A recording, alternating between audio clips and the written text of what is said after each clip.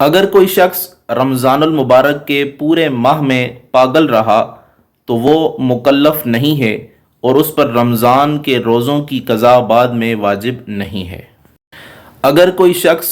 شروع سے پاگل تھا اور رمضان المبارک کے آدھے مہینے میں اسے افاقہ ہو گیا، وہ درست ہو گیا، صحیح ہو گیا، تو جتنے دن وہ صحیح ہوگا اتنے دن اس پر رمضان کا روزہ رکھنا یہ واجب ہوگا۔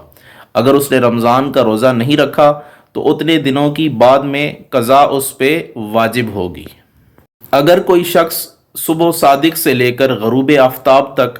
پاگل رہا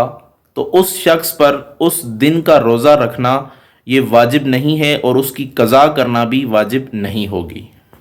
اگر کوئی روزہ دار سحری کرنے کے بعد منہ میں پان رکھ کے سو گیا اور جب وہ جاگا تو سحری کا وقت ختم ہو چکا تھا، یعنی صبح صادق کے بعد جاگا اور اس کے منہ میں پان تھا یا نہیں تھا،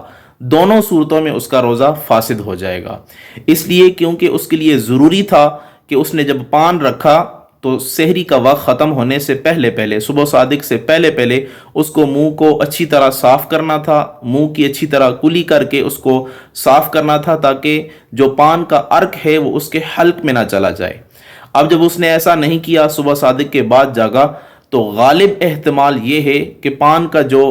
عرق تھا، یعنی پان جب اس کے منہ میں صحیح سالم تھا تو اس کا جو عرق تھا اس کے حلق میں اتر گیا، تو اس غالب احتمال کی وجہ سے اس کا روزہ فاسد ہو جائے گا۔ اگر کسی روزہ دار نے سحری کی اور سحری کرنے کے بعد اس نے منہ میں پان رکھ دیا، اب سحری کا وقت ختم ہونے سے پہلے اس نے پان منہ سے نکال دیا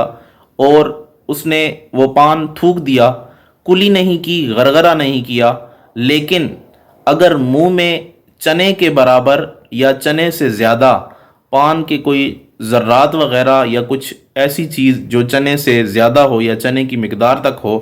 وہ منہ میں موجود ہے تو روزہ فاسد ہو جائے گا اور اس روزے کی قضا لازمی ہوگی۔ اگر منہ میں جو ذرات ہیں وہ چنے کی مقدار سے کم ہیں یا نہیں ہیں تو اس صورت میں اس کا روزہ فاسد نہیں ہوگا۔